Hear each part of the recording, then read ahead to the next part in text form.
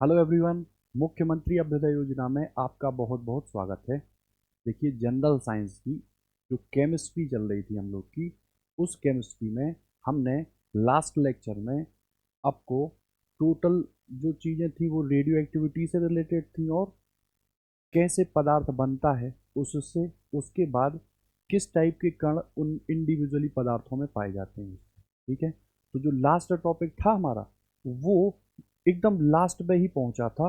और वो जो टॉपिक था, वहां तक हमने आपको इतना बताया था कि कोई भी रेडियो एक्टिव एलिमेंट है, ठीक है, कोई भी अगर रेडियो एक्टिव तत्व है,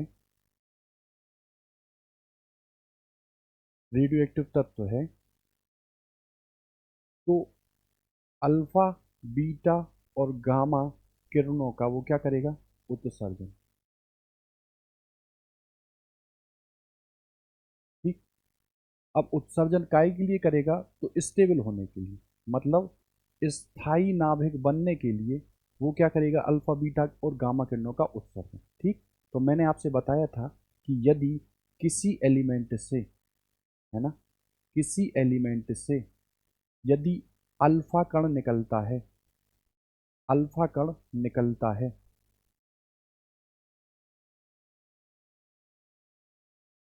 तो क्या होता है, तो परमाणु क्रमांक जो होता है, तो परमाणु क्रमांक में कितने की कमी होती है सर, दो की कमी हो जाती है ना। और परमाणु भार की अगर बात करो,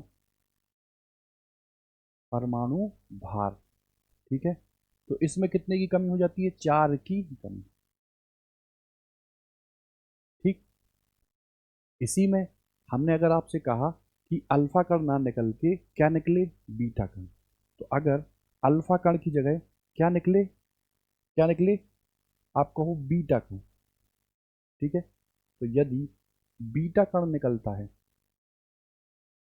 तो क्या होता है, आप कहोगे परमाणु क्रमांक में, परमाणु जो क्रमांक होता है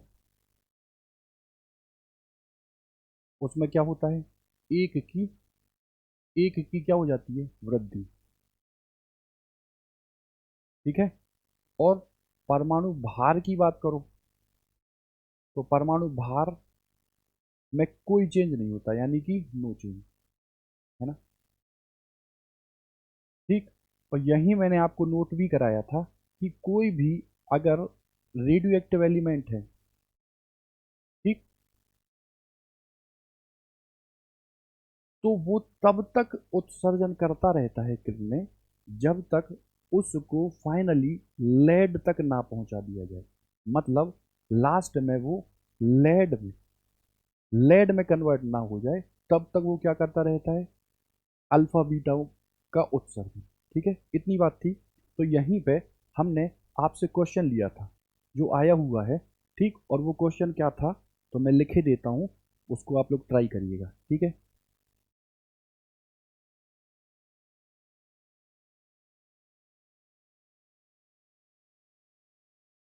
ठीक है, ये है 90, ये है थोरियम, और इसका जो एटॉमिक वेट दिया हुआ है वो 232 है। ठीक। अब ये किसी तरह की किरणें उत्सर्जित करता है, मतलब अल्फा और बीटा किरणें उत्सर्जित करता है। ठीक है। और जो फाइनली जो बनाता है दूसरा एलिमेंट, वो एलिमेंट है बिस्मथ। ठीक है, क्या है, बिस्मथ। और ये दिया है एटॉमिक नंबर 83 और ये दिया है 216। ठीक। हमको पता लगाना है कि कितने कितने अल्फा तथा बीटा कणों का उत्सर्जन हुआ।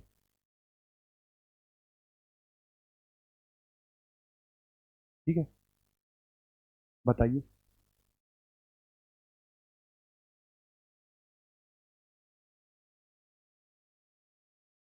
देखो, बीटा कणों का जब उत्सर्जन होता है, तो बीटा कणों के उत्सर्जन में आप मुझे बताओ, क्या परमाणु भार में कोई चेंज होता, परमाणु क्रमांक तो एक बढ़ता है, लेकिन परमाणु भार में नो चेंज होता, किसी भी टाइप का कोई भी चेंज नहीं होता।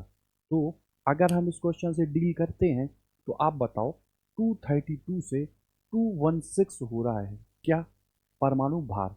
तो ये कमी जो है ये अल्फा कणों के उत्सर्जन से ही तो हुई होगी। और आप बताओ 232 से 216 आया, यानी कि जो डिफरेंस है वो कितना हुआ, 216, यानी कि कितने का डिफरेंस हुआ, 16। अब एक अल्फा कण के निकलने से भार में होती है 4 की कमी। तो बताओ यहाँ से कितने अल्फा कण निकले होंगे। आप कहोगे यहाँ से यहाँ तक आने में जो अल्फा कण निकले होंगे वो 4 अल्फा कण होंगे। ठीक है।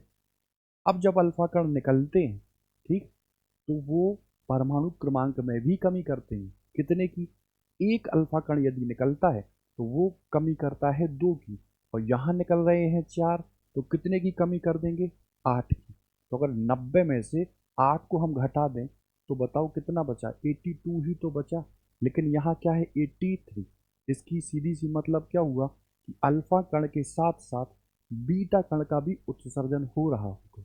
अल्फा कण के साथ बीटा कण का भी उत्सर्जन हो रहा होगा। और बीटा कण कितने निकल रहे होंगे, आप कहोगे 82 तक तो आ गया था ये, फिर एक और बढ़ गया, यानी कि एक बीटा कण और उत्सर्जित हुआ। तो यहाँ पे एक क्या हो जाएगा, बीटा कण। ठीक है। ठीक है, ये आ गया इसका आंसर। ठीक है, एक और मैं इसमें लिखता हूं।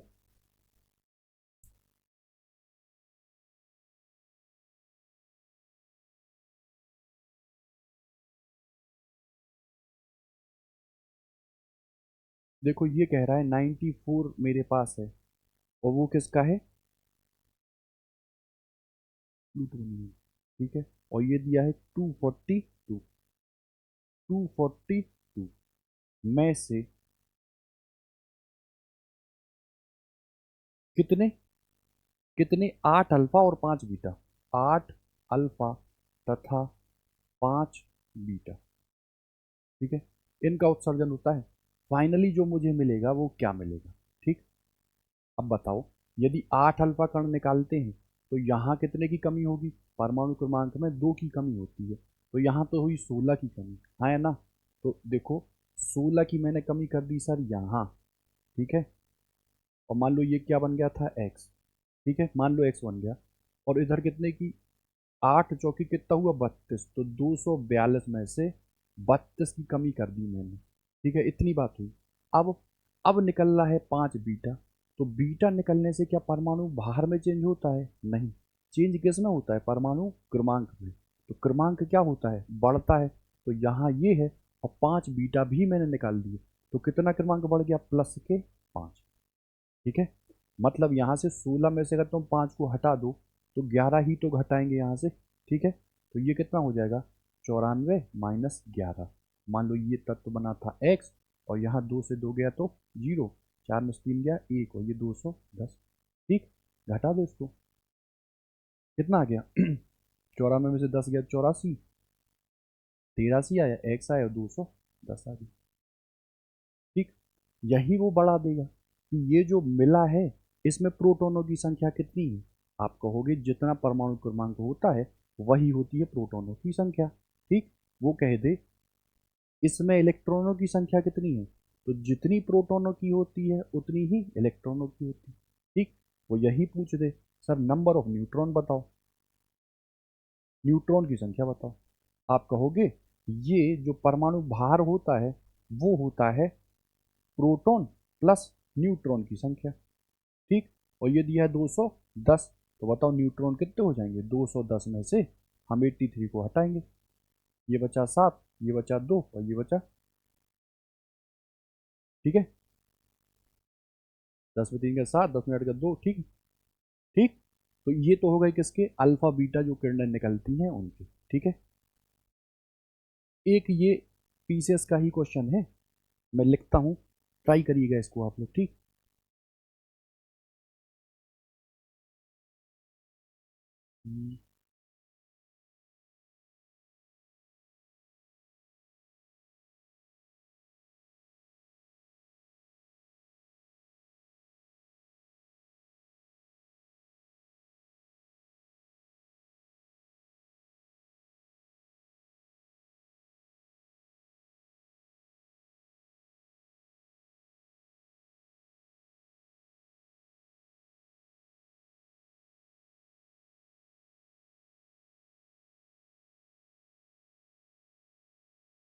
देखो ये है 2He4, ठीक है।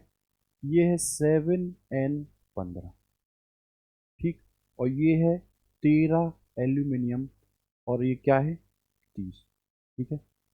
इनको स्थायित्व, ठीक है, इनको स्थायित्व के के बढ़ते क्रम में लिखना है, ठीक।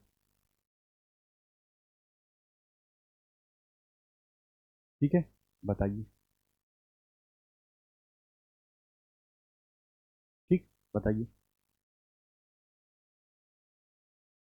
हमने आपको बताया था कि एन अपॉन पी जो है वही शो कराता है किसको, स्थायित्व को, ठीक है।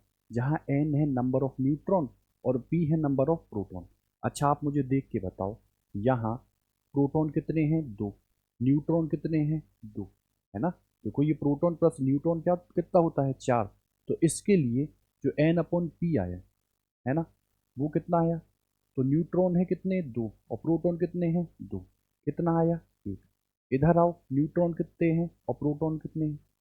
न्यूट्रॉन हो गए 15 में से 7 गया सर, 8, ठीक है। और प्रोटॉन कितने हैं, 7। इधर आओ, तो ये कितना है, न्यूट्रॉन अपॉन प्रोटॉन। ये न्यूट्रॉन कितना दिया है, 17। प्रोटॉन कितना है, 13, ठीक है। अब काटोगे लगभग, 7 एकम 7, फिर एक आया, फिर काटो 7 एकम 7, ठीक, 3 बचा, 7 चौके 28 ऐसा आया। इधर देखो, 13 एकम 13, कितना बचा, 4, 13 दूनी 26, 13 तीन 39, ठीक। तो बताओ सबसे ज़्यादा एन अपॉन पी किसका है, इसका, फिर किसका है, इसका, और फिर किसका है, इसका, ठीक है। तो एन अपॉन पी जिसका कम या ज़्यादा होगा, बताइए स्थायित्व हम कैसे डिसाइड करते हैं।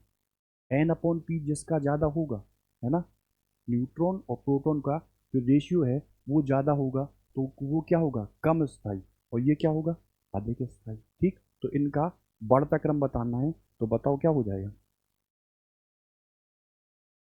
बढ़ता हुआ क्रम बताना, तो बताओ सबसे कम स्थायी तो ये होगा, ठीक है। तो ये क्या हो जाएगा, सबसे ज़्यादा स्थायी हीलियम, ठीक है। उसके बाद आपका नाइट्रोजन, फिर कौन सा हो जाएगा, हेलियम, ठीक है।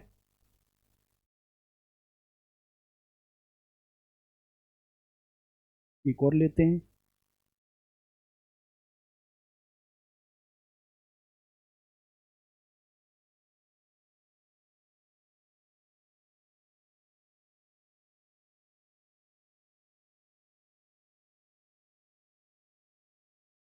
चलो बाकी सारे क्वेश्चन इसमें हो गए हैं, जितने भी मैक्सिमम क्वेश्चन हैं सारे हमने डिस्कस कर दिए, ठीक है।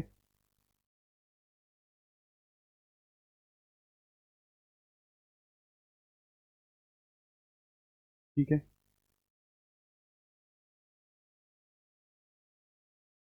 सारे हो गए। अब देखो, अब काम की बात सुनो, ठीक।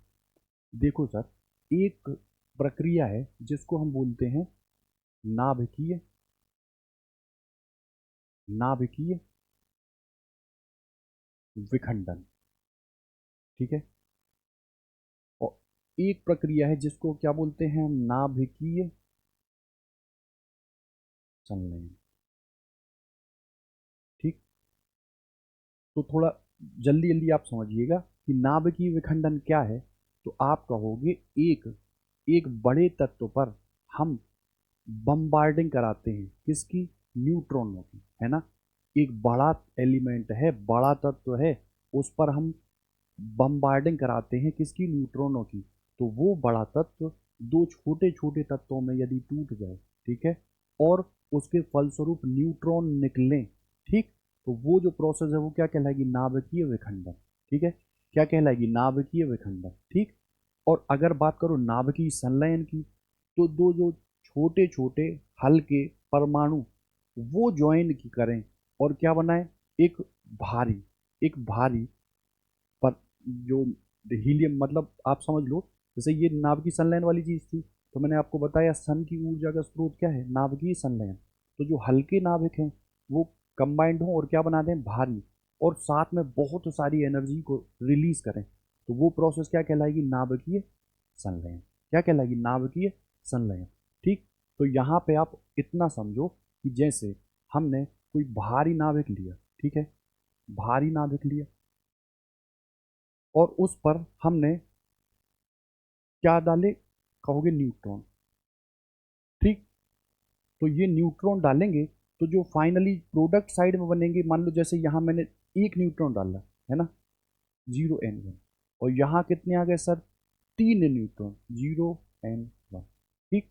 तो यहाँ जो न्यूट्रॉन आ गए उनका हम फिर से यूज करेंगे, फिर से यूज करेंगे इस प्रोसेस को फर्दर आगे बढ़ाने में, ठीक है। तो यदि नाभिकीय विखंडन में जो न्यूट्रॉन की हम बम्बार्डिंग कर रहे हैं, या जिस न्यूट्रॉन को हम किसी भारी नाभिक से टक्कर करा रहे हैं, उसके फलस्वरूप आगे जो 3 न्यूट्रॉन निकले, यदि उन तीनों न्यूट्रॉनों को हमने नहीं रोका, हमने नहीं रोका, तो जो वो प्रोसेस होगी नाभिकीय विखंडन की, उसको हम लोग क्या बोलेंगे, अनकंट्रोल्ड, अनियंत्रित, अनियंत्रित, ठीक है, क्या, श्रृंखला अभिक्रिया, ठीक।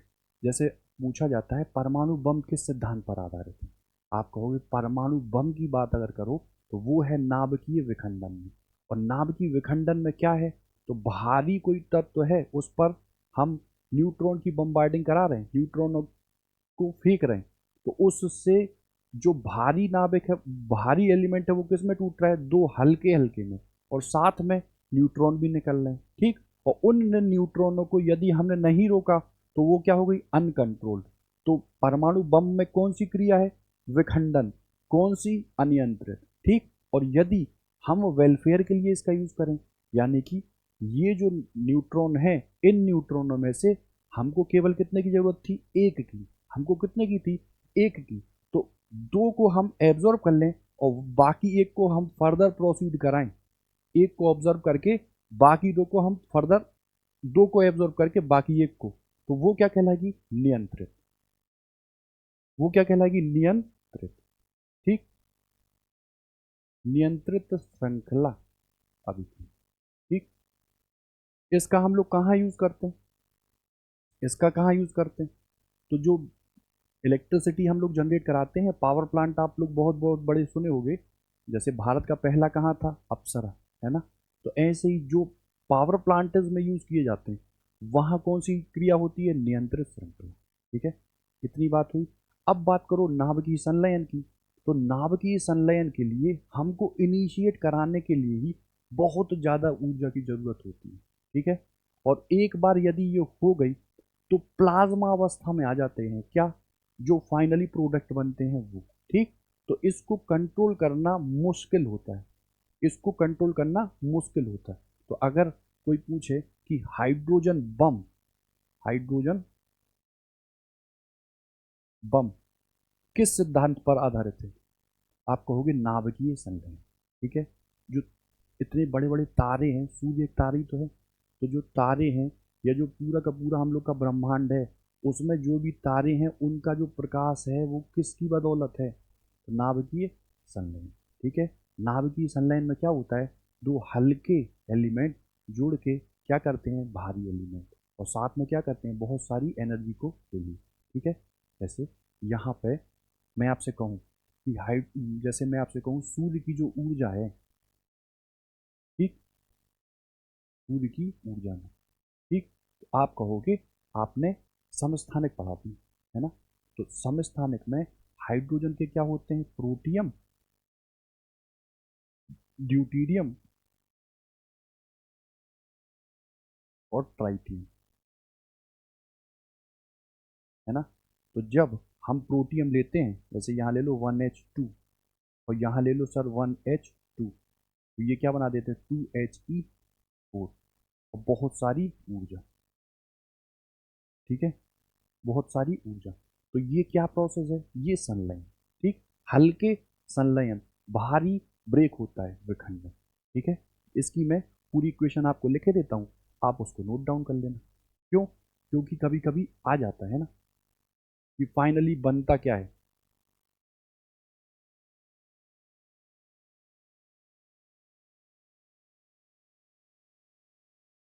ठीक।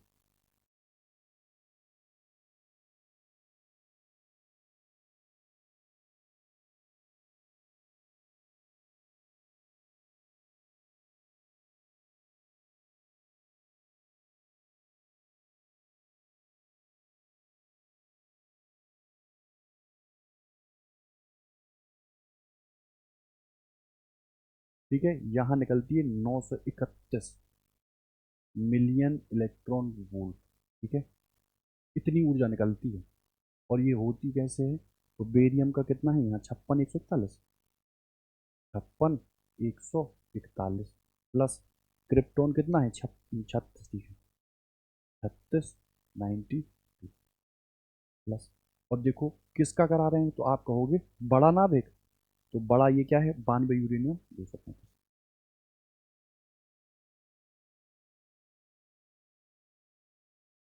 ठीक, तो ये प्रक्रिया कौन सी है, ये है नाभिकीय विखंडन। ठीक है, ये कौन सी है, नाभिकीय विखंडन।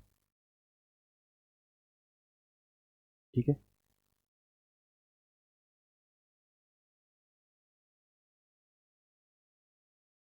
चलो तो ये हुआ हम लोगों का क्या, रेडियो एक्टिविटी पूरा। ठीक है, अब जो हम लोग का नया टॉपिक है, उस टॉपिक को हम लोग बोलते हैं, उस टॉपिक को हम लोग बोलते हैं एसिड बेस एंड सॉल्ट। ठीक है, जिसको हम लोग हिंदी में बोलते हैं अम्ल, भस्म तथा लवण। ठीक, ये हमेशा लगभग हर एक पेपर में एक क्वेश्चन आता है इससे। ठीक है, कि अम्ल कौन सा है, क्षार कौन सा है, लवण कौन सा है, यदि अम्ल की हम लोग क्षार के साथ क्रिया कराएं तो बनता क्या है। ठीक है, जो अम्लीयता है वो ज़्यादा किस में है, जो क्षारकता है वो कम किस में है, अम्ल की क्या होती है, क्षारकता, या क्षार की क्या होती है, अम्लता। ठीक, तो यही जो टॉपिक है इसी को हम लोग डिस्कस कर रहे हैं। ठीक, तो अगर मैं आपसे एक जनरली पूछूं कि अम्ल क्या है।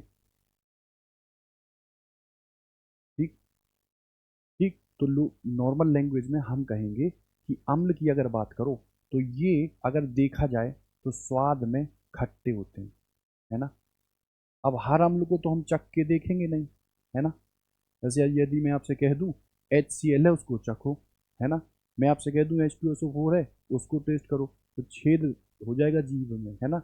हम अम्ल को चख रहे हैं मान लो, तो जो संतरा है या ये नींबू है, उनको तो चलो भाई नॉर्मली जो हम लोगों को प्रकृति से मिलते हैं वो है, लेकिन सबको हम थोड़ी ना चखेंगे, है ना। तो स्वाद में खट्टे होते, ये तो नॉर्मल लैंग्वेज हुई ना, ये तो लैंग्वेज नॉर्मल हुई। और यदि अगर बात करें आपसे हम क्षारक की, ठीक है, ध्यान देना यहाँ भस्म है। ठीक है, यहाँ अम्ल क्षार और लवण नहीं है, यहाँ अम्ल भस्म और लवण है। ठीक है, तो अगर इनकी बात करो तो ये कड़वे होते हैं। ठीक, अब इनको भी तो हम टेस्ट तो करेंगे नहीं कि कड़वे होते हैं, है ना, इनको टेस्ट नहीं करेंगे, ये नॉर्मल लैंग्वेज वाली चीज़ है। ठीक, तो इन्हीं के से रिलेटेड तीन कॉन्सेप्ट थे, इन्हीं से रिलेटेड तीन कॉन्सेप्ट थे, जिन तीन कॉन्सेप्ट के आधार पर हमने ब्रेक किया किनको, अम्ल को और क्षार को, अम्ल को और क्षार को। ठीक है, तो जो तीन नाम है इनको अलग अलग डिवाइड करने के, वो क्या क्या है, तो पहला जो नाम है वो अपना है आर्हीनियस।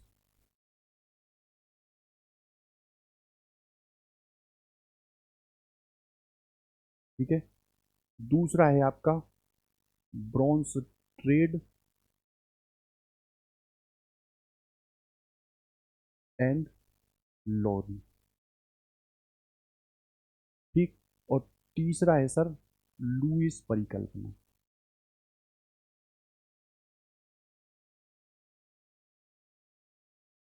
आप परिकल्पना ही बोल दो। ठीक, तो इनके आधार पर हम एक्चुअल डिवाइड करते हैं किसको, आपके अम्ल को और भस्म को। ठीक, तो आर्हेनियस महोदय क्या कहते थे, आर्हेनियस कहते थे कि वे पदार्थ, ठीक है, वे पदार्थ जो जलीय विलयन में, जो जलीय विलयन में क्या दें, H+। ठीक, जो जलीय विलयन में देते हैं H+, ऐसे पदार्थों को हम लोग क्या कहते हैं, अम्ल। ठीक है, ऐसे पदार्थों को हम लोग क्या कहते हैं? अम्ल। ठीक। अब आर्यनीयसी कहते हैं वो पदार्थ जो जलीय विलयन में क्या दें? OH minus. क्या दें? OH minus. ठीक। तो वो क्या कहलाएंगे? भस्म। ठीक। वो क्या कहलाएंगे? भस्म। ठीक। तो जो जलीय विलयन में H प्लस दें वो कहलाएंगे अम्ल, और जो जलीय विलयन में OH माइनस दें वो क्या कहलाएंगे? क्षार। ठीक। जैसे हमने आपसे कहा HCl। ठीक। तो ये जलीय विलयन में क्या देगा? तो आप कहोगे ये H देने की वजह से क्या हो जाएगा? अम्ल। ठीक। आपसे मैंने कहा HNO3, आपने कहा ये भी जलीय विलयन में चूंकि H प्लस देगा इस वजह से ये क्या है? अम्ल। मैंने आपसे कहा जैसे ये लो NaOH। ठीक। NaOH, तो ये जलीय विलयन में क्या देगा सर? OH माइनस देने की वजह से ये क्या हो जाएगा? क्षार। ये क्या हो जाएगा? क्षार। मान लो आपसे कहा मैंने KOH, तो ये जलीय विलयन में क्या देगा? OH माइनस, इस वजह से क्या है? ठीक। भस्म। मैंने बोला था यहाँ क्षार है ना, लेकिन ये क्या है? भस्म। ठीक। तो ये तो थी किसकी? आर्हेनियस की परिकल्पना। अब ब्रोंस्टेड और लॉरी क्या कहते थे? तो वो अपनी थ्योरी में या अपनी परिकल्पना में केवल H प्लस, ठीक, डोनेट करने वाला और H प्लस को एक्सेप्ट करने वाला लेते थे। ठीक है। जैसे वो पदार्थ जो H प्लस को डोनेट करते हैं वो क्या कहलाएंगे? अम्ल। वो क्या कहलाएंगे? अम्ल। और जो H प्लस को ले लें वो क्या कहलाएंगे? क्षार। ठीक है। वो क्या कहलाएंगे? क्षार। ठीक। फिर बोल दिया क्षार, क्या कहलाएंगे? भस्म। ठीक है। ठीक। तो यहां पे H प्लस और OH माइनस था, एग्री। यहां पे H प्लस और H प्लस ही था, एक डोनेट वाली चीज थी और एक लेने वाली चीज। आगे अगर बात करो तो लुईस ने अपनी परिकल्पना में क्या कहा? लुईस ने कहा हम ये नहीं मानते। ठीक। हमारे हिसाब से कोई जरूरी थोड़ी ना है कि दुनिया का हर अम्ल है वो एच रखता हो, है ना? ऐसा तो जरूरी नहीं है। तो अगर ऐसा जरूरी नहीं है तो हमको अपना जो परिकल्पना है उसको चेंज करना पड़ेगा। तो लुईस ने एक अलग परिकल्पना दी, और उन्होंने जो परिकल्पना ली वो ली लोन पेयर। ठीक। या इसी को बोलते हैं अयुग्मित इलेक्ट्रॉन। ठीक। तो इन्होंने कहा वे पदार्थ जो इलेक्ट्रॉन पेयर को एक्सेप्ट कर लेते हैं। ठीक। वे पदार्थ जो इलेक्ट्रॉन पेयर को क्या करें? एक्सेप्ट कर लें, वो कहलाएंगे आपके लुईस अम्ल। क्या कहलाएंगे? लुईस अम्ल। और वे पदार्थ जो जो इलेक्ट्रॉन पेयर को डोनेट कर दें, दो इलेक्ट्रॉनों को डोनेट कर दें, किसी को दे दें, तो वो क्या कहलाएंगे? क्षार। ठीक है। एग्जाम्पल के थ्रू अगर आप बताओ, तो जैसे मैंने आपसे कहा सर BF3 है। ठीक।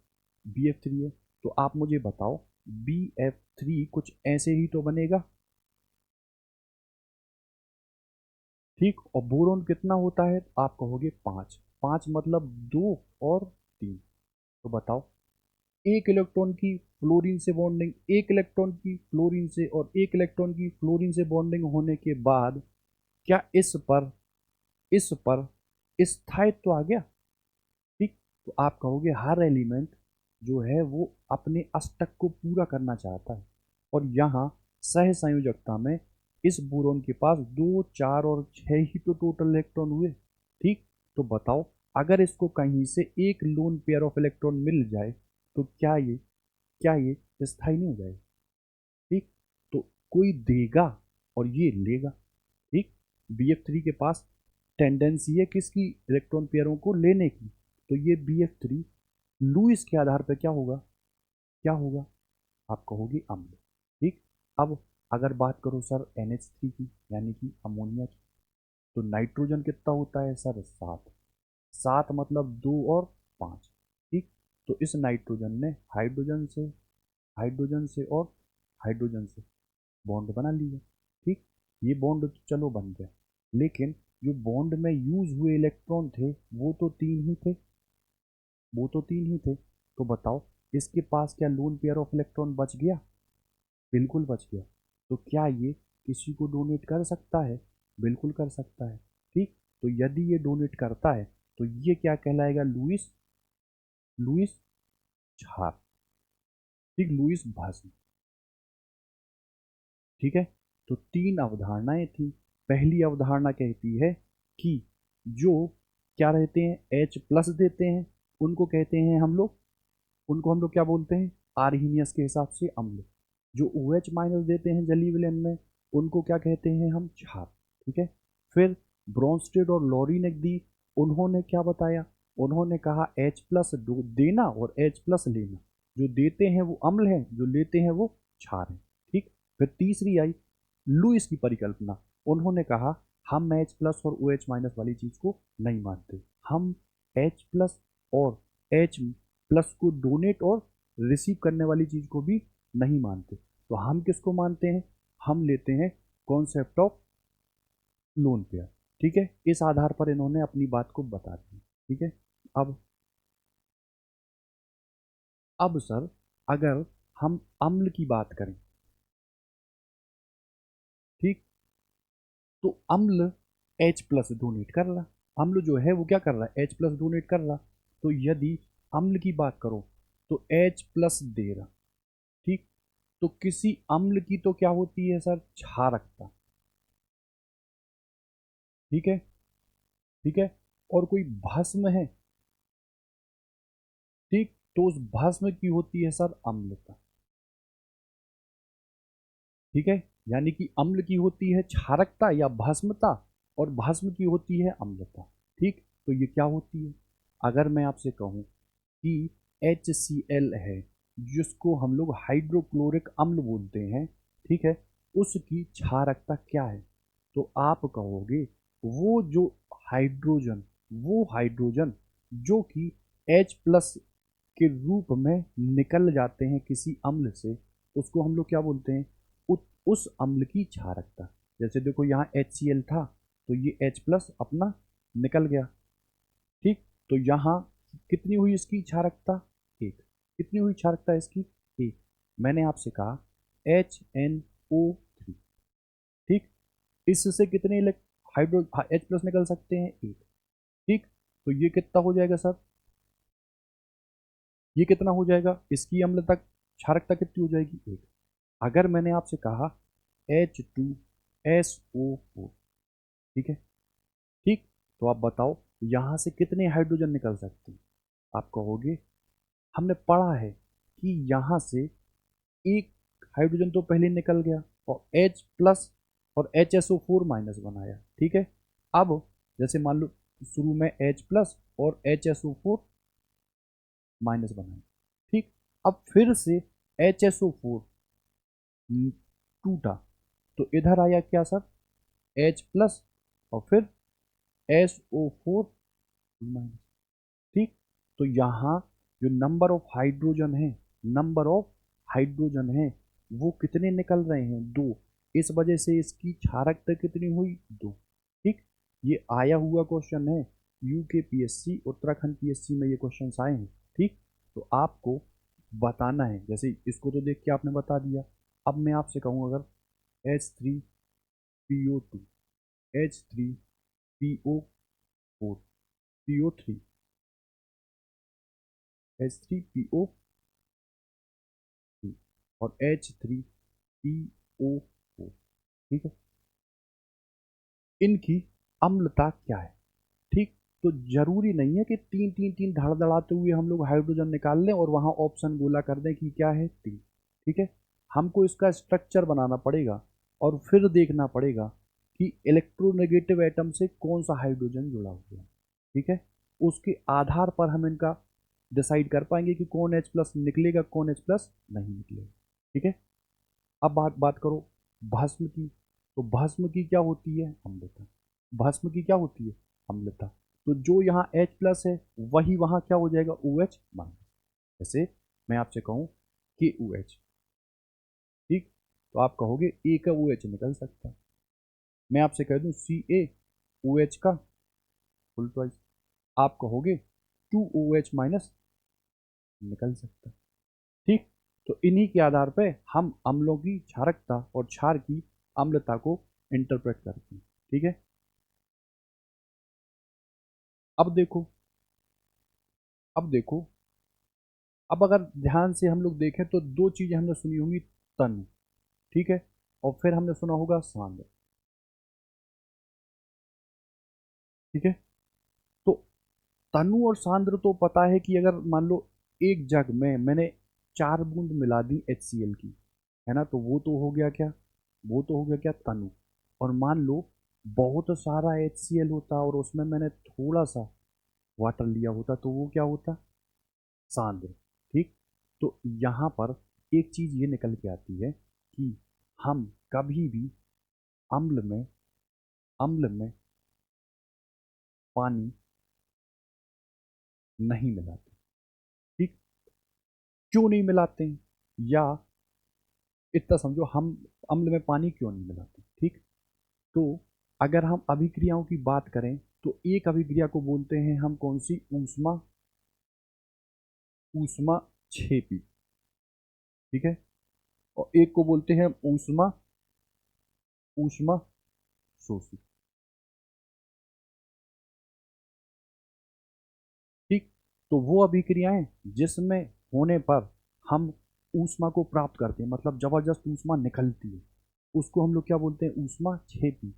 और जिसमें ऊष्मा सराउंडिंग से ले लेता है वो सिस्टम, तो उसको क्या बोलते हैं हम, ऊष्मा शोषी। ठीक, तो जब भी हम मान लो ये लेते हैं अम्ल, और इस अम्ल में हम बाहर से मिलाते क्या है, पानी। ठीक, तो इतनी तेज रिएक्शन होती है जो कि किसका प्रकार रहती है, ऊष्मा क्षेपी का। तो ऊष्मा क्षेपी अभिक्रिया होने की वजह से बहुत ज़्यादा ऊष्मा निकलती है यदि हम अम्ल में पानी को मिलाएं। तो इसको हम लोग बचाने के लिए, या इतनी ऊष्मा ना निकले उसके लिए, हम हमेशा पानी में क्या मिलाते हैं, ठीक है, क्या मिलाते हैं, पानी में। ठीक है, अब कौन सा अम्ल प्रबल है, ठीक, प्रबल अम्ल, और कौन सा अम्ल ऐसा है जो क्या है, दुर्बल। ठीक, या कौन सा ऐसा क्षार है जो क्या है, प्रबल भाषी। ठीक, और कौन सा ऐसा है जो दुर्बल भाषी। ठीक, तो जो 100% डिसोसिएटेड हो जाए, मतलब H+ तुरंत निकाल दे अपने जलीय विलयन में, वो क्या हो जाएगा, प्रबल अम्ल। और जो दुर्बल अम्ल है वो क्या होगा, H+ को निकालने में उसको तकलीफ होगी, मतलब वो निकाल नहीं पाएगा, धीमे धीमे टूटेगा, धीमे धीमे डिसोसिएट होगा, यानी कि आयनों को देगा। इस वजह से वो क्या कहलाएगा, दुर्बल अम्ल। सेम यही चीज क्या होगी प्रबल भस्म में। ठीक है, जो OH- है वो बहुत जल्दी जल्दी निकल जाएंगे, 100% डिसोसिएशन हो जाएगा। जबकि जो दुर्बल भस्म है उसमें क्या होगा, जो डिसोसिएशन है वो क्या होगा, स्लोली स्लो। ठीक है, तो ये कहलाएंगे दुर्बल भस्म, प्रबल भस्म, जो प्रबल अम्ल और दुर्बल अम्ल। ठीक, तो हम कहाँ से पता लगाएंगे, वहाँ रिएक्शन तो करते नहीं फिरेंगे कि हम रिएक्शन पता करें कि कैसे दुर्बल आ रहा, कैसे प्रबल आ रहा। ठीक, तो इनको आइडेंटिफाई करने के लिए 1909 में, 1909 में एक व्यक्ति थे जिनका नाम था सोरेनसन। क्या नाम था, सोरेनसन। ठीक है, इन्होंने अपना एक स्केल दिया जिसको इन्होंने बोला पीएच स्केल। ठीक है, ठीक, पीएच स्केल। तो पीएच स्केल क्या है, किसने दिया था, किस, क्या बताता है। ठीक, तो किसी अम्ल की अम्लता, किसी क्षार की क्षारता, कौन सा अम्ल प्रबल है और कौन सा अम्ल दुर्बल है, इसको बताने के लिए पीएच स्केल दिया किन्होंने, सोरेन। ठीक है, अब ये क्या था, तो ये था पोटेंशियल ऑफ हाइड्रोजन प्लस। ठीक, ये था पोटेंशियल ऑफ हाइड्रोजन प्लस। उसी के आधार पर हमने बताया कि जो अम्ल है वो प्रबल होगा या वो प्रबल क्षार होगा। ठीक, तो इन्होंने कहा था कि यदि हम पीएच को देखें तो वो पीएच होता है माइनस के लॉग एच प्लस कंसंट्रेशन। ठीक है, यदि मैं इस माइनस को इधर ले जाऊं तो क्या ये लॉग 1/H प्लस नहीं हो जाएगा? ठीक, तो इन्होंने आप कहा कि एक हमने ये स्केल बनाया, इस स्केल में हमने ये एक मध्य बिंदु लिया जिसको हम लोग बोल रहे हैं सर 7। ठीक है, क्या बोल रहे हैं 7। एक जो यहाँ पॉइंट बताया इसको मैंने क्या लिया 0, और एक यहाँ पॉइंट लिया उसको क्या लिया 40। ठीक है, तो जब हम यहाँ पीएच की वैल्यू निकालेंगे, यहाँ या कह लो आप एच प्लस वाली चीज निकालेंगे, तो यदि वैल्यू 7 आती है, मतलब जो पीएच है वो यदि 7 है, तो वो जो है वो जो पदार्थ है वो क्या है उदासीन। ठीक है, मतलब ना तो उसमें अम्लता वाला गुण है ना उसमें भस्मता वाला गुण है, यानी कि वो क्या है न्यूट्रल। जैसे मैं आपसे कह दूं आसुत जल, ठीक है, अरे जो बैटरियों में डाला जाता है डिस्टिल वाटर, ठीक, तो वो क्या है, वो कितनी पीएच रखता है आप कहोगे 7। ठीक, अब यदि H प्लस यहाँ ज़्यादा है, ठीक है, H प्लस यहाँ ज़्यादा है, तो सीधी बात है पीएच क्या हो जाएगा कम। तो जहाँ पे H प्लस ज़्यादा है उसका पीएच कम, और जितना ज़्यादा पीएच कम वो दिया गया अम्ल उतना जबरदस्त प्रबल। ठीक, तो अगर मैं आपसे कहूँ कि मान लो ये 2 है, ठीक, ये 3 है, ये 4 है, ये 5 है और ये 6। ठीक, और मैंने कहा कि किसी अम्ल का पीएच मान लो 1 है, ठीक, और किसी अम्ल का पीएच 4 है। ठीक, तो बताओ दिए गए अम्ल में से कौन सा प्रबल अम्ल होगा? तो 7 न्यूट्रल, 7 की अगर हम लोग इधर बढ़ें तो जैसे जैसे बढ़ते जाएंगे अम्ल की प्रबलता बढ़ती जाएगी, और यदि 7 के इधर चलते जाएं तो जैसे जैसे हम इधर बढ़ेंगे राइट हैंड साइड में तो प्रबलता क्या हो जाएगी घटती जाएगी, या ये कहो ये उदासीन था। इधर सारे के सारे क्या हैं क्षार, और इधर सारे के सारे क्या हैं अम्ल। तो अम्लता बढ़ने के लिए देखो क्या है, पीछे जाने पर अम्लता बढ़ती है, और 7 के इधर जाओ तो ये क्षारक क्षारता या जो किसी क्षार का क्षारक वो है, मतलब ये प्रबल है और वो प्रबल क्षार। ठीक, तो प्रबल क्षार कौन होगा, इधर चलते जाएंगे तो प्रबल क्षार की जो टेंडेंसी है वो बढ़ती जाएगी। ठीक, तो आपसे कहा मान लो 2 है, तो 2 वाला तो क्या होगा 1 की अपेक्षा कुछ दुर्बल, और 0 वाला जो पीएच है वो होगा प्रबल अम्ल।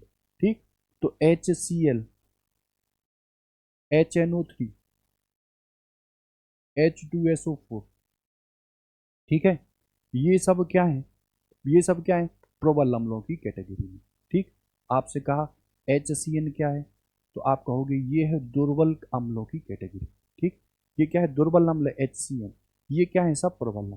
ठीक, आपसे कहा जैसे KOH, ठीक, मैंने आपसे कहा NaOH, ठीक, मैंने आपसे कहा CaOH का होल ट्वाइस। ठीक, तो ये सब काय में है प्रबल अम्लों प्रबल क्षार में, और मैंने आपसे कहा NH4OH, आप कहोगे ये क्या होगा दुर्बल क्षार, ये क्या होगा दुर्बल क्षार।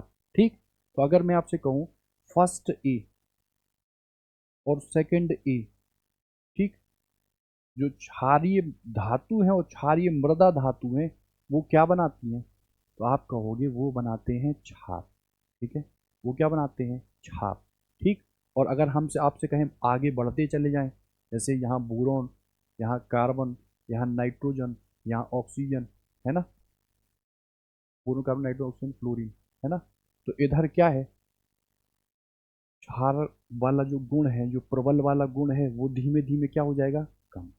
ठीक है, ठीक, या मैं आपसे कहूँ क्षार कौन बनाते हैं, तो आप कहोगे भस्म वाली जो चीज़ है वो आवर्त सारणी के फर्स्ट और सेकंड वाले बनाते हैं।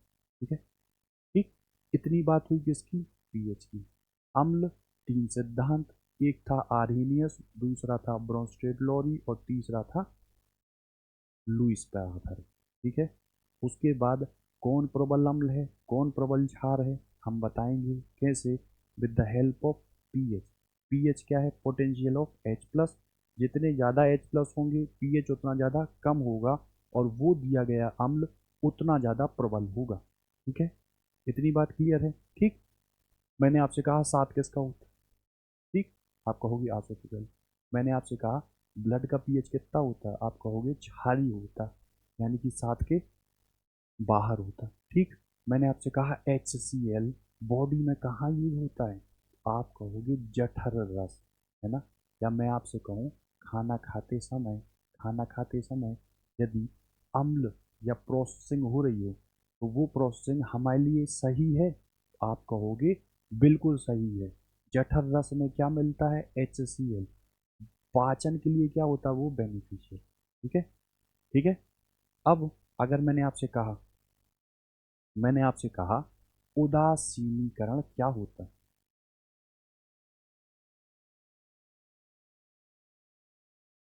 ठीक। तो यदि कोई अम्ल, ठीक है, किसी भस्म से क्रिया करता है, ठीक, तो जो प्रोडक्ट बनता है वो क्या कहलाता है, लवण। वो क्या कहलाता है, लवण। ठीक, तो जब भी अम्ल भस्म से क्रिया करेगा तो हमें क्या मिलेगा, सॉल्ट। हमें क्या मिलेगा, सॉल्ट। ठीक है, तो अगर हम बात करें आपसे, मान लो HCl की, ठीक, इसने किसी भस्म NaOH से अभिक्रिया की, तो देख के आप मुझे बताओ कि क्या मिलेगा, NaCl और H2O। ठीक, तो लवण कैसे बनता है, आप कहोगे अम्ल जब भस्म से क्रिया करता तो क्या मिलता है, लवण। साथ में क्या मिलता है, वाटर। ठीक है, ठीक। अब अगर मैं आपसे कहूँ कि जो लवण है ना, उनको प्रकारों के आधार पर हम अगर डिफाइन करना चाहें तो एक को बोलते हैं हम सामान्य लवण, ठीक।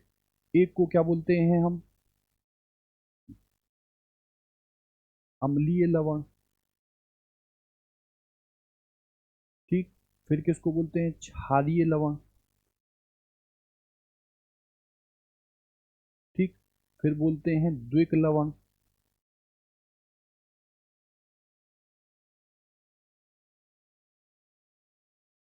ठीक।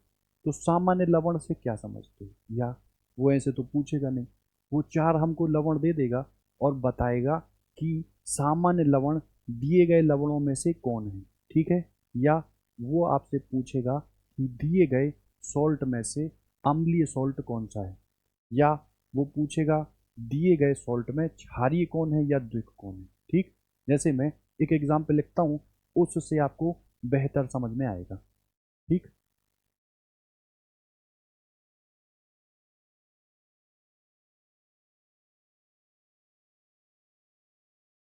ठीक है। जैसे मैंने आपसे कहा,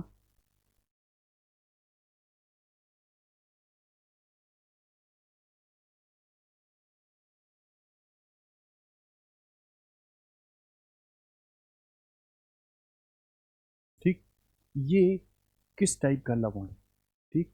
तो आप कहोगे सामान्य लवण वो होते हैं जिनमें ना तो H प्लस पाया जाए और ना OH माइनस पाया, ठीक। तो अगर ध्यान से देखो तो इनको हम ब्रेक कर सकते हैं, इनको हम आयनाइज कर सकते हैं। तो अगर ये आयनाइज हुआ तो ये Na प्लस और Cl माइनस में, ये Ca+2 और 2Cl माइनस में, ये Mg+2 और ये 2Cl माइनस, ठीक है। तो क्या यहाँ दिए गए जो सॉल्ट हैं उनमें H प्लस और OH माइनस आ रहा, नहीं। तो ये जो दिए गए हैं ये सब क्या हो गए, सामान्य लवण, ठीक है। और अगर मान लो इसी में दे दिया होता, क्या इसी में उसने दे दिया होता, मान लो एक ऑप्शन ले लो जैसे NaHCl, ठीक है, ठीक। तो बताओ ये तो H+H+, OH-OH-OH ये तो नहीं लाते हैं, लेकिन ये लाता है ना। तो इनमें से जो सामान्य लवण कौन सा नहीं है, तो वो कौन सा हो जाता है, ये, ठीक है। अब बात करते हैं हम दूसरे की, जिसको हम बोलते हैं क्या, अम्लीय लवण। अम्लीय लवण, ठीक। तो अम्लीय लवण के लिए क्या है, तो आप कहोगे वह सॉल्ट जिसमें कम से कम एक H प्लस पाया जाता है, जिसमें कम से कम एक H प्लस पाया जाता है, उसको हम लोग क्या बोलते हैं, अम्लीय लवण। जैसे मैंने अभी कहा ये NaHCO3, ठीक। या दूसरा एग्जाम्पल इसी का आप ले लो, तो MgHSO4, ठीक है। तो ये किसको शो कर रहा है, अम्लीय लवण। बिल्कुल जैसा अम्लीय होता है वैसा ही क्षारीय लवण क्या होता है, क्षारीय लवण, ठीक। और क्षारीय लवण में क्या आता है, तो आप कहोगे यहां पे कम से कम एक OH माइनस होता है,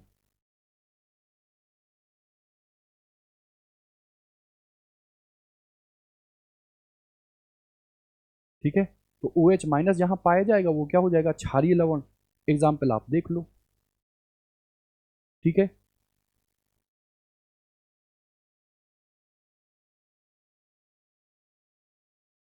मैंने कहा ये क्या सॉल्ट है, ये सर सॉल्ट नहीं है, ये भस्म है। इसी को मैं अगर आगे बढ़ाऊंगा ऐसे, तो ये क्या हुआ, सॉल्ट, ठीक है। जैसे दूसरा एग्जाम्पल यहां दिया है MgOH, ठीक है। और फिर ये दिया है CO3, ठीक है। तो देखो यहाँ कम से कम एक OH है ना, तो ये कौन सा हो जाएगा, क्षारीय लवण। ये क्या हो जाएगा, अम्लीय लवण। ये क्या हो जाएगा, सामान्य लवण, ठीक। अब जो वो पूछता है, या जो अभी रिसेंटली पेपर में आया है, वो आया है द्विक। द्विक लवण क्या होते हैं, ठीक। तो ऐसे सॉल्ट जिनमें दो सामान्य सॉल्ट कंबाइन करके बनाते हो, ठीक। या दो सामान्य लवण यदि कंबाइन करके कोई दूसरा सॉल्ट बनाते हो, तो उसको हम लोग क्या बोलते हैं, द्विक लवण, ठीक। जैसे मैं आपसे कह दूं, फिटकरी आपने नाम सुना होगा, ठीक है। तो बताओ, फिटकरी को K2SO4 बोलते हैं, Al2SO4 का होल थ्राइस, और ये क्या होता है, 24H2, ठीक है, ठीक। तो पूछता है वो कि ये कौन सा टाइप का सॉल्ट है, तो आप कहोगे ये है द्विक। ये क्या है, द्विक। तो K2SO4 Al2SO4 का होल थ्राइस 24H2O, ठीक है। इसको हम लोग बोलते क्या है वैसे, पोटाश एलम, पोटाश एलम, ठीक। दूसरा, ये 10th क्लास में पढ़ा भी आपने होगा, जिसको बोलते हैं मोहर सॉल्ट, मोहर लवण, ठीक। तो ये क्या होता है, तो इसके बारे में आप अगर कहो, तो ये है FeSO4, NH4 का होल ट्वाइस SO4, और ये 6H2O, ठीक है। FeSO4, NH4 का होल ट्वाइस SO4 और 6H2O, तो ये किसके एग्जाम्पल हैं, द्विक लवण के, ठीक है। अब अगर वो आपसे कहे, ठीक है, कि मिक्स्ड सॉल्ट क्या होता है, मिक्स्ड सॉल्ट, ठीक है। तो मिक्स्ड सॉल्ट में क्या हो जाएगा, अम्लीय या क्षारीय लवण जब मिल के सॉल्ट बनाए, तो उसको क्या बोलेंगे हम, मिक्स्ड सॉल्ट, ठीक है। तो मिक्स्ड सॉल्ट का आप एग्जांपल एक छोटा सा देख लो, जैसे आपने सुना होगा ब्लीचिंग पाउडर, ठीक है। तो ब्लीचिंग पाउडर किसका उदाहरण है, मिक्स्ड सॉल्ट, ठीक है। किसका है, मिक्स्ड सॉल्ट का। तो देखो, एसिड हो गए हैं, बेस हो गए हैं, जो रिएक्शन है जिसको हम लोग बोलते हैं उदासीनीकरण अभिक्रिया, वो भी हम लोग की हो गई है। फिर टाइप ऑफ जो सॉल्ट हैं वो कौन कौन से हैं, सामान्य है, अम्लीय है, क्षारीय है, ठीक। कैसे ये बनते हैं वो हो गए। कैसे निर्धारण करते हैं कि कोई अम्ल जो है वो प्रबल है, और कोई अम्ल है वो क्या है, प्रबल क्षार, उसके बारे में पता करने के लिए हम लोग कैसे यूज करते हैं, पीएच स्केल, ठीक। और पीएच स्केल में क्या रहता है, 0 से 14 तक नंबर दिए रहते हैं। यदि 7 है तो वो क्या हो जाएगा, उदासीन। 7 की अगर लेफ्ट हैंड तरफ चलते चले जाओ तो अम्ल की प्रबलता बढ़ती जाएगी, और यदि 7 के राइट हैंड तरफ चलते जाओ तो क्षारकता बढ़, मतलब जो सॉल्ट है, सॉल्ट कह रहे हैं, एसिड के बाद जो बेस है उस वो प्रबल क्षार होता चला जाए। ठीक है, तो यदि मैं कहूँ 0 pH है तो GH 0 pH वाला जो अम्ल है वो क्या होगा, वो क्या होगा, आप कहोगे वो प्रबल अम्ल। ठीक, कोई कहे 6 pH वाला अम्ल कैसा होगा, तो आप कहोगे दुर्बल होगा। किसके कंपैरिजन में, यदि किसी अम्ल का पीएच 3 हो जाए, 4 हो जाए, 2 हो जाए या 1। ठीक है, ठीक, इतनी बात। अब अम्ल की क्या प्रॉपर्टीज रहती हैं, या क्षार की जो प्रॉपर्टी है वो होती क्या है। ठीक, तो आपने एक नाम सुना होगा जिस नाम को हम लोग बोलते हैं लिटमस पेपर, है ना, लिटमस। तो एक और नाम आपने सुना होगा लाइकेन, है ना। ये लाइकेन सिम्बायोटिक रिलेशन दर्शाते हैं।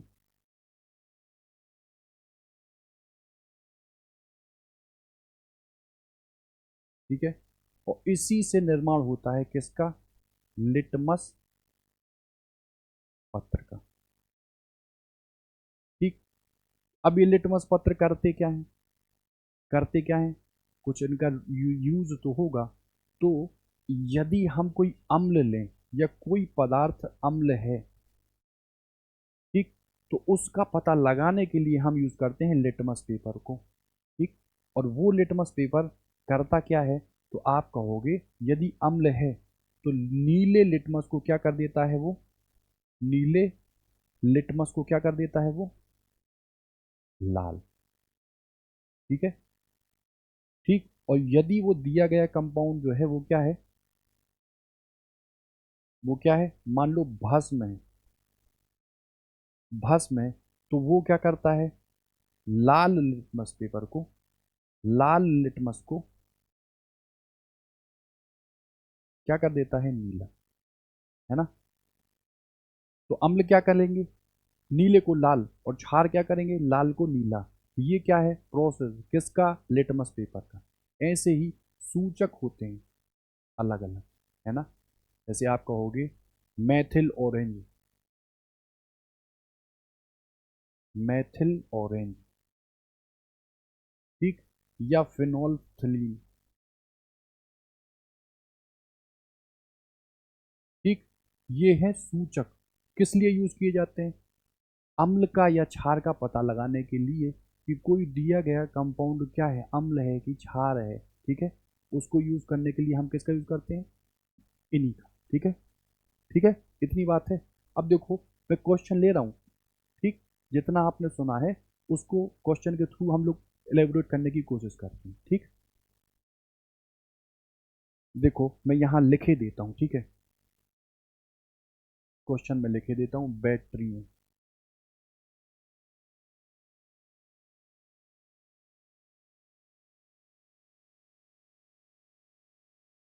ठीक है, दूसरा क्वेश्चन क्या है, दूसरा क्वेश्चन है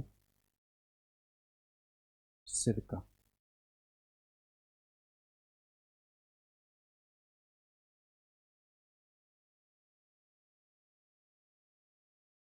ठीक, तीसरा है, तीसरा है आपका नींबू तथा संतरा।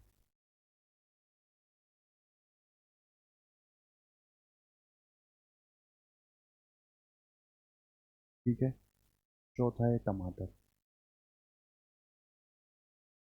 पांचवा है आपका सॉल्ट की भूमिका।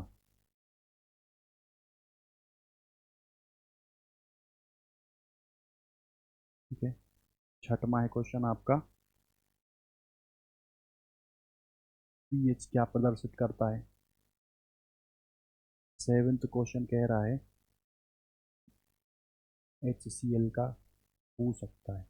ठीक है, 2 7 9 12, 2 7 9 और 12। ठीक है, 8वां क्वेश्चन कह रहा है वो 8 तो छठ, अच्छा ठीक, छठने के बाद ये 7वां है, 7 के बाद ये क्या है, 8, ये कितना है, 9, कितना, 10, 11, 12, 13, 14। ठीक है, वो क्या कह रहा है, पीएच, ठीक है, हो गया, ये हो गया।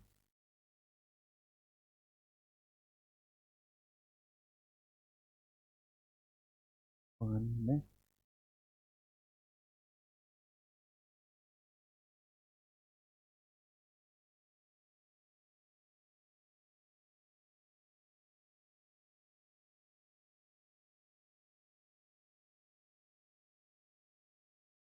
ठीक है, फिर है,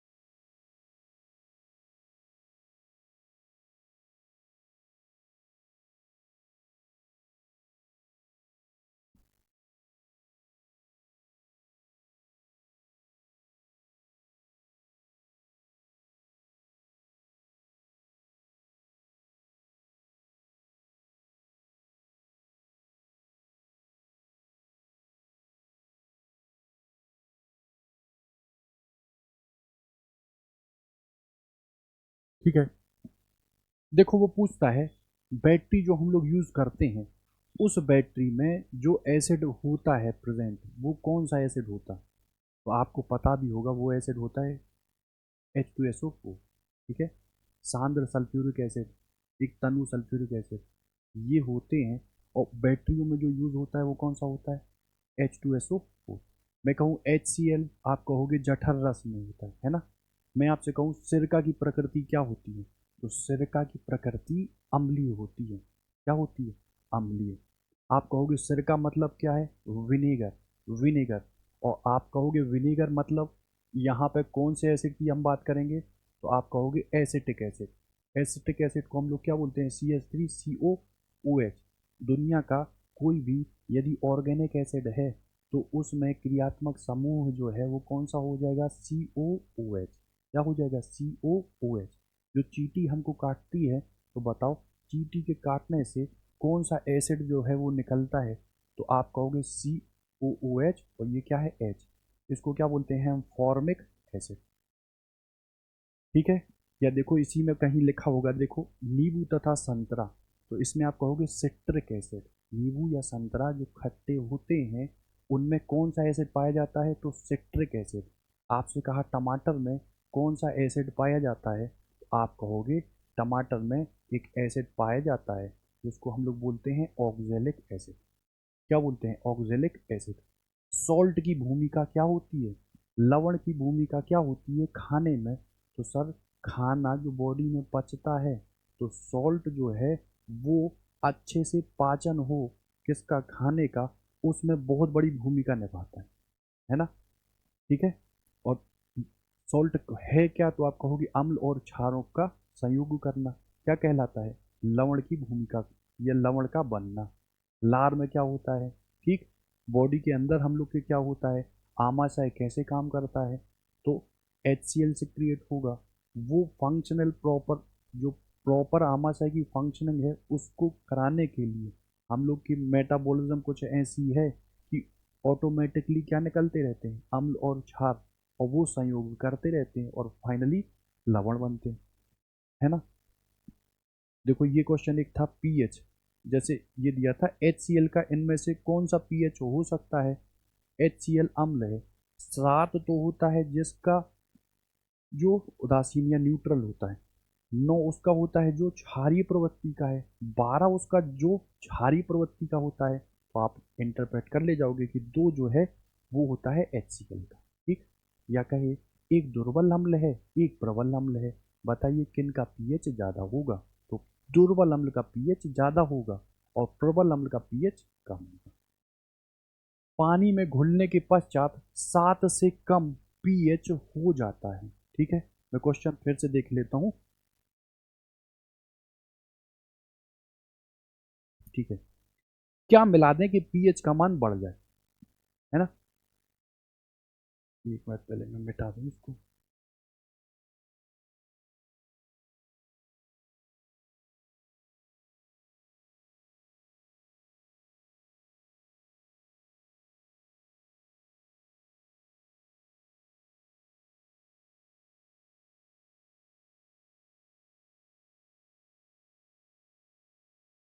ठीक है, वो कह रहा है पानी में घुलने के पश्चात 7 से कम हो जाता है क्या पीएच,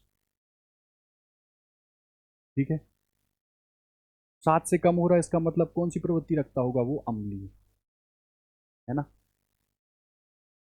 ठीक है। तो 7 से कम हो रहा, 7 से कम हो रहा मतलब अम्लीय है। या मान लो ये मैं चींटी ने काट लिया यहाँ, ठीक, तो हम लगाते क्या है, क्षार लगा लेते हैं, जिससे क्या होता है उदासीनीकरण वाली चीज, ठीक है। अम्ल अगर प्रभाव को कम करना है तो क्या मिला देंगे, क्षार। क्षार के प्रभाव को कम करना है क्या मिला देंगे, अम्ल। सागर जल, ठीक है, तो सागर जल से हम लोग NaCl प्राप्त करते हैं। नमक क्या है, सामान्य लवण। सामान्य लवण H प्लस है नहीं, OH माइनस है नहीं, ठीक। तो सागर जल से जो हम लवण प्राप्त करते हैं वो कैसे प्राप्त करते हैं, तो जैसे मैंने आपसे कहा लो ऊर्ध्वपातन प्रोसेस है एक, है ना। जैसे आपने कपूर नाम सुना होगा या आयोडीन नाम सुना होगा। तो जब ठोस अवस्था से द्रव अवस्था में परिवर्तन ना हो, सीधा गैस में परिवर्तन हो जाए, तो उस प्रोसेस को क्या बोलते हैं हम, ऊर्ध्वपातन, ठीक। और हम जो सागर से नमक प्राप्त करते हैं, तो हम लोग उसके लिए क्या करते हैं, बहुत बड़ी बड़ी जगहों पे इस वाटर को भर देते हैं, और सूर्य का जो प्रकाश है उससे इस वाटर का क्या होता है, वाष्पीकरण।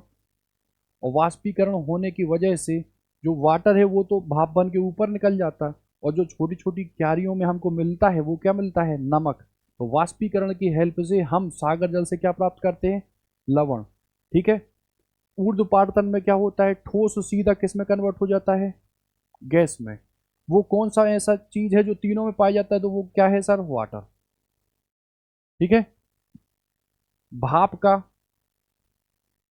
पानी बन जाना कैसी प्रक्रिया है, रासायनिक,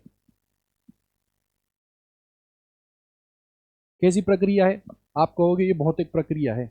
भौतिक में वही सेम चीज मिलती है, लेकिन दूध से यदि दही बन रहा तो क्या है, रासायनिक, ठीक। CH3COH जिसका pH 2 है उसमें क्या मिलाएं कि pH बढ़ जाए। pH मिलाने का मतलब, बढ़ाने का मतलब क्या है, हम अम्ल में अगर कम करना चाहते हैं तो प्रबलता बढ़ानी पड़ेगी, लेकिन pH को बढ़ाना है तो क्या मिलाएंगे, क्षार, ठीक है। क्षार मिलाने के लिए इसमें ऑप्शन के थ्रू दिया है कि आप HCl मिला दो। भैया HCl मिला दोगे तो वो प्रबल अम्ल है, घटा देगा।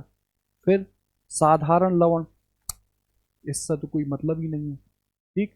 तीसरा वो कह रहा है शर्करा, वो तो ऑर्गेनिक वाली चीज है। और फिर जलीय अमोनिया, तो आप NH3 मिला दो, इससे क्या हो जाएगा, इसकी पीएच बढ़ जाएगी, ठीक है।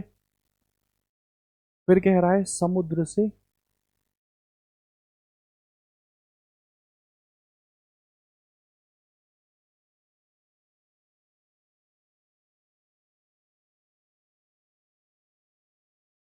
समुद्र के जल में सबसे ज्यादा क्या पाया जाता है, NaCl, ठीक है। वो पूछता है कपड़ों का विरंजन करना, है ना। यहाँ हम कौन सा यूज़ करते हैं, तो देता है वो सल्फर डाइऑक्साइड। ठीक, तो सल्फर डाइऑक्साइड का यूज़ हम लोग विरंजन के तौर पे यूज़ करते हैं कपड़ों के लिए। ठीक है, और ब्लड का पीएच कितना है, आपने कहा ब्लड का पीएच क्षारीय होता है ब्लड।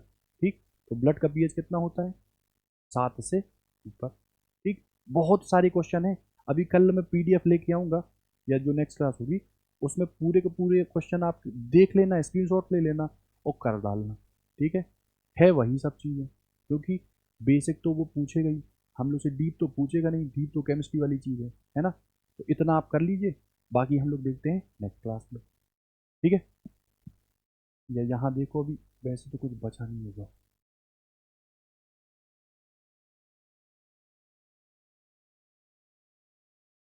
हो गए,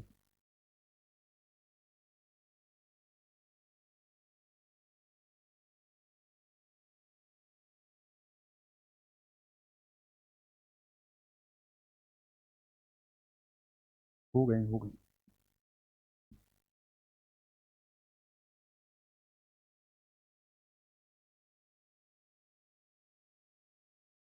ठीक है, बाकी देखते हैं हम लोग नेक्स्ट क्लास में। आज रहने देते हैं इतने ही। ठीक है।